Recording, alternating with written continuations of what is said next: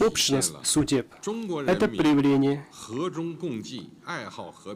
ответственности китайского народа за общую судьбу человечества. Разделяя общую судьбу в пути, не будем одиноки.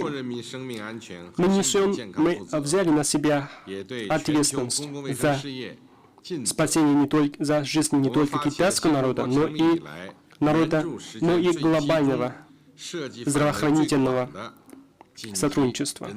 Мы инициировали в Китае самую концентрированную по времени, самую широко охватывающую с момента создания нового Китая срочную гуманитарную операцию.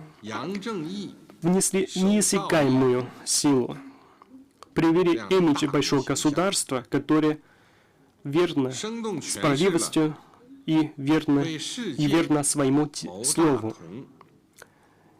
Привели наше чувство ответственности перед всем миром для создания общества единой судьбы человечества.